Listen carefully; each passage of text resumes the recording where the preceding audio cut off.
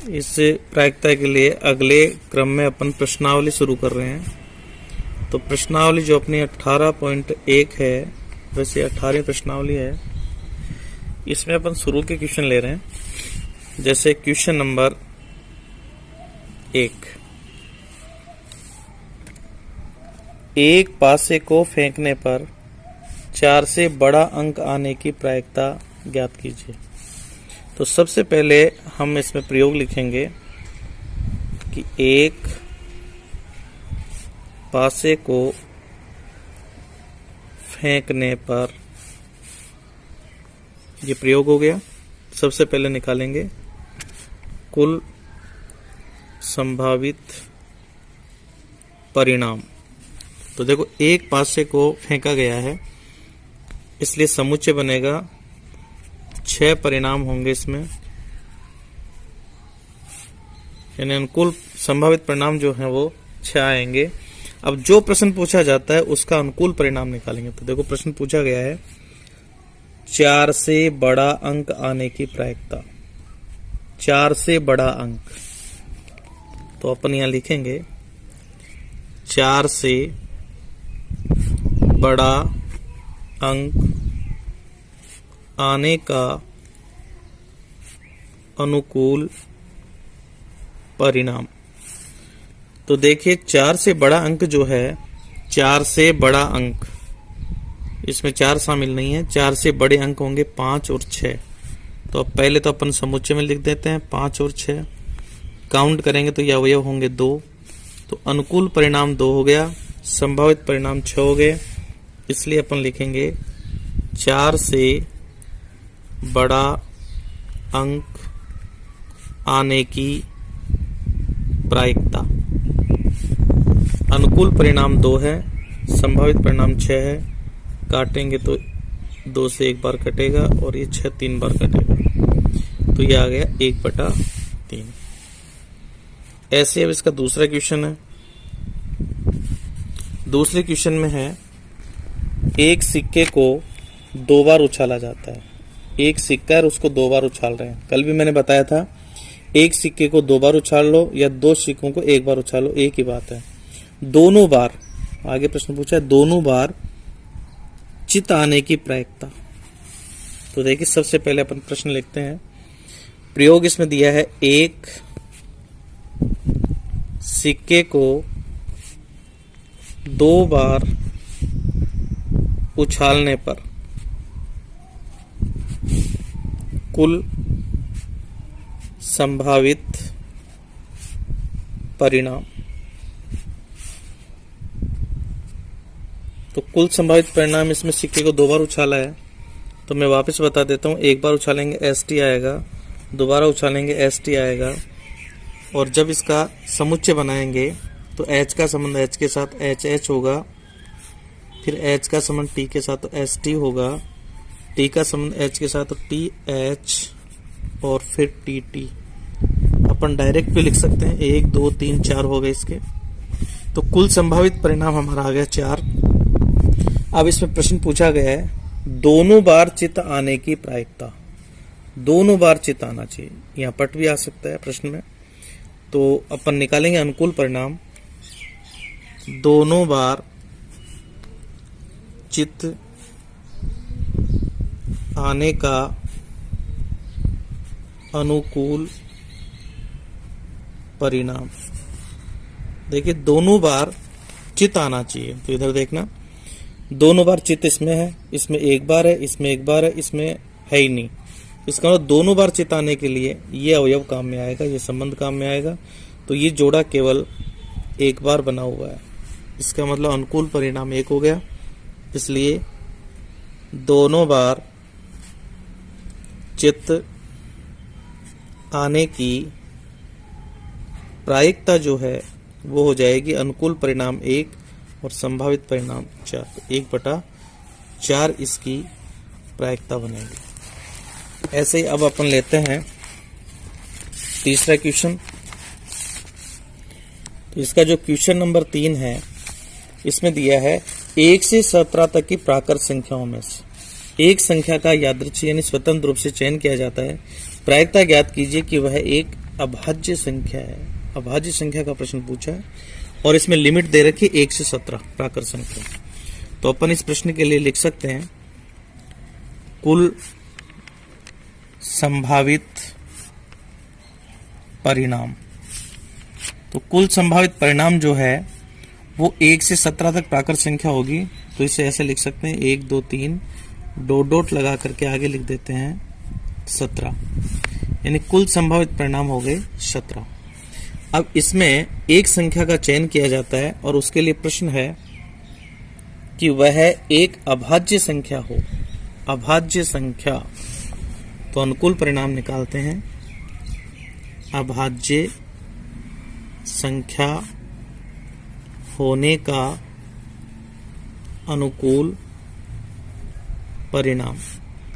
तो अपन इसमें एक समुच्चय बना लेते हैं। 1 से 17 के बीच में अभाज्य संख्या देखते हैं। अभाज्य संख्या वो होती है जो अभाज्य गुणनखंड में भी काम आती है और जिसमें स्वयं का ही भाग जाता है, किसी और का नहीं। 2 3 5 7 11 13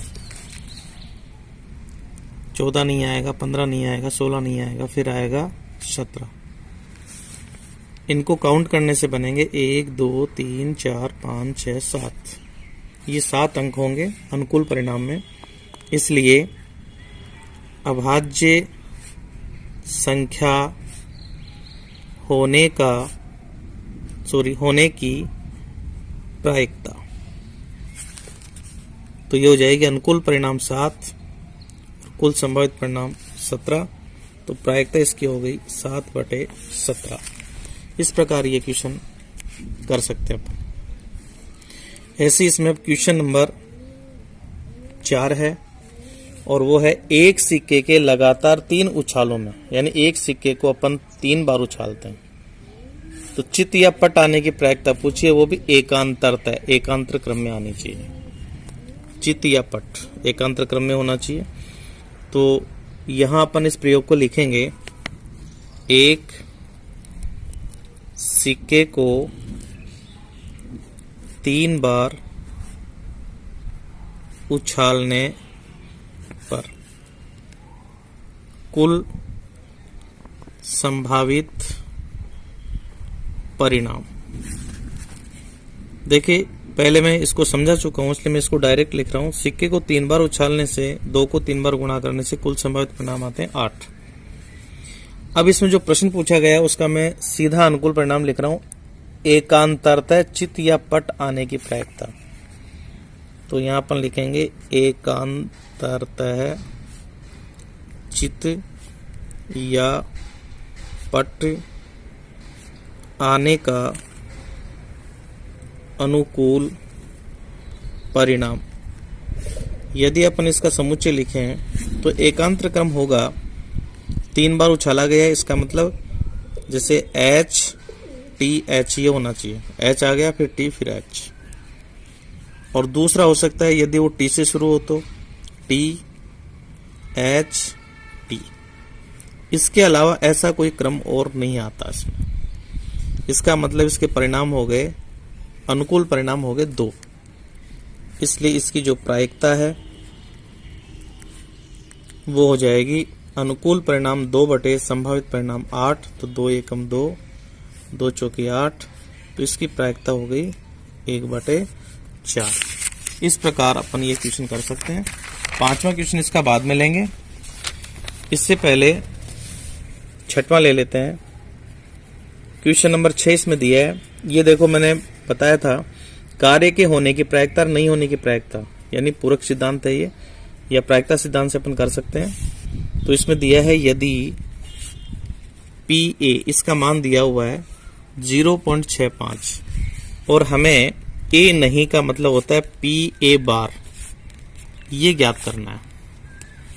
तो अपन सीधा जानते हैं प्रायिकता सिद्धांत से PA कार्य के होने की प्रायिकता प्लस कार्य के नहीं होने की प्रायिकता PA बार बराबर 1 होता है। इसमें हमें मान दिया है PA का, तो 0.65 प्लस PA बार हम ज्ञात करेंगे बराबर 1। अब इसका पक्षांतरण करें, ये समीकरण हो गया। तो पी ए बार बराबर 1, ये संख्या उधर जाते ही माइनस के 0.65 हो जाएंगे। अपन इस 1 को भी दशमलव में बदल लेते हैं, तो 1.00 लिख देंगे, माइनस 0.65। अब इसको घटा करके लिखेंगे, तो पी ए बार बराबर हो जाएगा 0 में से 5 यानी 10 में से 5 गया 5, यहाँ बचेगा 9, 9 में से 6 गए 3, फिर पॉइंट 1 हासिल की चली गई थी, ये 0। तो ये इसकी कार्य के नहीं होने की प्रायिकता का मान होगा। इस प्रकार अपन ये प्रश्न कर सकते हैं। अब इसका एक क्वेश्चन 7वां और ले लेते हैं। 2 सिक्कों को एक बार उछालने पर अधिक से अधिक एक पट आने की प्रायिकता, यानी यहाँ पर 2 सिक्कों को एक साथ उछाला गया है, तो यहाँ लिखेंगे 2 सिक्कों को एक साथ उछालने पर कुल संभावित परिणाम। देखो 2 सिक्कों को एक साथ उछालेंगे तो इसका परिणाम आएगा ST, सॉरी पहले अपन लिख दें, इसको सीधा ही लिख देते हैं, पहले ज्ञात कर चुके हैं। जैसे पहला जोड़ा बनेगा HH, दूसरा बनेगा ST, फिर T के साथ लिखेंगे तो ये बनेगा TH और TT। इस प्रकार से इसमें 4 परिणाम होंगे, क्योंकि सिक्के को 2 बार उछाला गया है, तो कुल संभावित परिणाम हो गए 4। अब इसमें प्रश्न पूछा गया है 2 सिक्कों को एक बार उछालने पर अधिक से अधिक एक पट, तो ये अनुकूल परिणाम निकालते हैं। अधिक से अधिक एक पट आने का अनुकूल परिणाम। देखिए अधिक से अधिक एक, ये ध्यान रखना है, कम से कम नहीं है यहाँ, अधिक से अधिक और कम से कम दोनों में अंतर है। अधिक से अधिक एक, तो यहाँ देखो अधिक से अधिक 2 पट आ गया, तो हम इसको नहीं लेंगे। अधिक से अधिक एक पट आ रहा है, ये कम से कम भी है, अधिक से अधिक भी है। अधिक से अधिक एक पट आ रहा है, यानी टी आ रहा है, और ये हेड आ रहा था क्योंकि ये 2 बार आ गया। अधिक से अधिक हमें एक चाहिए, और यहां पर जो पट आ रहा है वो अधिक से अधिक 2 बार आ रहा है। इसका मतलब ये भी नहीं आएगा, इसमें ये भी नहीं आएगा, तो अधिक से अधिक एक पट, तो टी इसमें 1 बार आ रहा है, इसमें 1 बार आ रहा है, अधिक से अधिक आ रहा है। तो ये परिणाम कौन कौन से काम में आएंगे इसमें, एक तो आएगा ST और दूसरा आएगा TH। ये पट के लिए जैसे होता है वैसे ही चित्त के लिए भी होगा, तो काउंट करेंगे तो इसके 2 जोड़े बनेंगे, अनुकूल परिणाम 2 हो गए।